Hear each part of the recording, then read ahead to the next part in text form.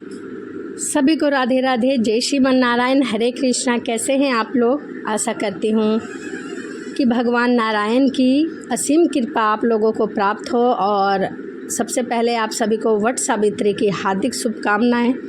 भगवान करे वट महाराज सभी स्त्रियों को हमेशा सौभाग्य प्रदान करे, धन संपत्ति प्रदान करे और हमेशा सदा सुहागन रहे। इसी के साथ चलिए हम वीडियो की शुरुआत करते हैं। और आज है वट सावित्री और किस प्रकार से हमने की वट सावित्री की पूजा वो मैं आपको बताऊंगी और दिखाऊंगी वीडियो के माध्यम से। वैसे मैंने लाइव भी चलाया था तो उसमें ज़्यादा समझ आया है या नहीं पता नहीं, तो इसलिए मैंने सोचा और वीडियो बना लेती हूँ ताकि आप लोग के साथ शेयर करूँ। तो देखिए हम पहुंच चुके हैं वट वृक्ष के पास।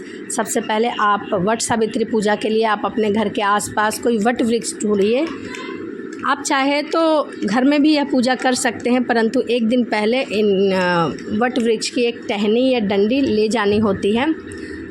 मैंने तो कि मंदिर में जाके वट वृक्ष के नीचे पूजा। हमेशा इस बात का ध्यान रखें कि वट वृक्ष के साथ पीपल ना हो, क्योंकि मोस्टली वट वृक्ष के साथ पीपल होता है। सिर्फ वट सावित्री के दिन सिर्फ वट वृक्ष की ही पूजा की जाती है। तो वहाँ पर आप कलश स्थापना करिए, एक लोटे में कलश रखिए और कलश रखने के बाद में आप जितना भी श्रृंगार का सामान लेके जाते हैं वह समर्पित करिए। और वहाँ पर यमराज और सावित्री और सत्यवान की ऐसी छोटी सी मूर्ति बनाइए। यदि मूर्ति ना हो तो आप हल्दी से बना सकते हैं और ऐपन से बना सकते हैं। ऐपन क्या होता है? वो जो आटा और हल्दी का मिश्रण होता है उसको ऐपन कहते हैं। तो उससे आप बना सकते हैं। उसके बाद कलश रखें। कलश के ऊपर आप कोई भी फल रख सकते हैं, नारियल रख सकते हैं, एप्पल रख सकते हैं, केला रख सकते हैं, कुछ भी।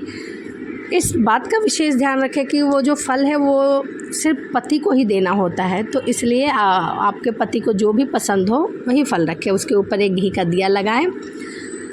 उसके बाद जो वट वृक्ष के पत्ते होते हैं उसको नीचे बिछाएं और बिछाने के बाद उस पर जितना भी आप श्रृंगार वगैरह का सामान ले गए हैं और वो चना लेके गए हैं, जो भिगोया हुआ चना होता है वो लेके गए हैं, वो वहाँ पर समर्पित करें। अक्षत समर्पित करें, भिगा हुआ चना समर्पित करें, सिंदूर चंदन समर्पित करें।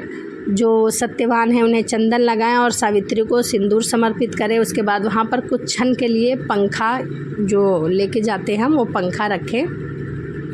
घी का दीपक जलाएं। घी का दीपक जलाने के बाद आप वट वृक्ष को जल दे, दूसरे लोटे से जल दे। जो आपने कलश रखा है उसे नहीं हिलाना है, जो दूसरा लोटा है उससे आपको जल देना है। जल देने के बाद में सभी सामग्रियों को चढ़ा दे। चढ़ाने के बाद में आप सुहाग का सामान भी लेके जाएं। सुहाग में जैसे सिंदूर, बिंदी, चूड़ी, मेहंदी, कंघी, ऐनक, लिपस्टिक, क्लेचर वगैरह और आपके पास जो भी हो उतना लेके जाएं। और वहाँ सुहाग का भी सामान चढ़ाएं। सुहाग का सामान 2 जगह लेके जाएं। एक जो है वो सुहाग का सामान पंडित जी को दे दे, दूसरा अपने लिए रखे। कई जगहों पर मतलब ये सुहाग का सामान सास को भी देने का नियम है।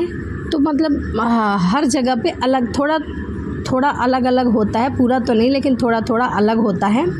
और ये मंदिर में शनि महाराज थे, आज शनि जयंती भी है, तो आप लोग दर्शन कर लीजिए शनि भगवान का। और एक एक करके मैं मंदिर के सभी भगवानों का आपका दर्शन कराऊंगी और आप वीडियो को पूरा देखिए और सभी भगवानों का दर्शन करिए। तो हर चीज़ वट वृक्ष के नीचे जब आप समर्पित कर देंगे उसके बाद आप सत्यवान और सावित्री की व्रत की कथा सुने, आरती करें कपूर से। और कच्चा सूत जो होता है, कलावा जो होता है उससे आप 5 बार घूमें। 5 बार घूम सकते हैं, 7 बार घूम सकते हैं, 11-21 बार घूम सकते हैं। परंतु वट वृक्ष के पास इतनी भीड़ होती है कि आप 5 बार से ज़्यादा घूम ही नहीं सकते हैं। ये देखिए लक्ष्मी नारायण के दर्शन करिए, कितने सुंदर लग रहे हैं। कमेंट में जय श्रीमन नारायण लिखना ना भूलें।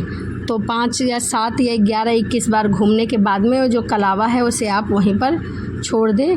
उसके बाद आप अपने पति की लंबी आयु के लिए, सुख समृद्धि के लिए कामना करें। कामना करने के बाद में कुछ क्षण वहीं बैठें। उसके बाद जो पंखा है वो पंखे को थोड़ा सा हिला दें। सत्यवान और सावित्री को मतलब वहाँ पर हाँक दे। ये देखिए भगवान भोलेनाथ हैं, भगवान भोलेनाथ के दर्शन करिए। ये जो हमारा मंदिर है, हमारा नहीं मतलब सबका जो मंदिर है, वहाँ पर सभी देवी देवता हैं, जैसे शिवलिंग है, बजरंगबली हैं, शनि महाराज हैं, लक्ष्मी नारायण हैं, राम सीता है, भैरव बाबा हैं, राधे कृष्ण हैं और माँ दुर्गा का ये बहुत ही विशाल मंदिर है। यह जो मंदिर है वो बहुत प्राचीन, बहुत पुराना है। अभी माँ दुर्गा के भी मैं आपको दर्शन कराऊंगी। और हमारे यहाँ तो नाक से सिंदूर लगाते हैं, आपके यहाँ क्या रीति रिवाज है नहीं पता। हमारे यहाँ नाक से सिंदूर लगाने का नियम है, तो मैंने नाक से सिंदूर लगाया था। और जो ये बड़ का एक पत्ता होता है उसे आप अपने पीछे चोटी में लगा सकते हैं। कहते हैं कि इससे पति की जो आयु है वो लंबी होती है, तो लगाना चाहिए। तो मैंने तो लगाया, आप भी कोशिश करिए लगाने का। तो कुछ इसी प्रकार से मैंने की आज वट सावित्री की पूजा।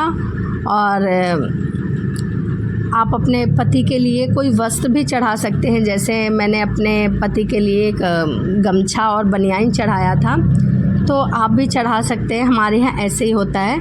उसके बाद जब आपका पूजा संपूर्ण हो जाए तो आप घर में आएँ। घर पे आने के बाद आप अपने पति के चरण धोएं। चरण धोने के बाद उन्हें चंदन का टीका लगाएं और जो प्रसाद आपने कलश के ऊपर रखा था वो उनके हाथ में दें।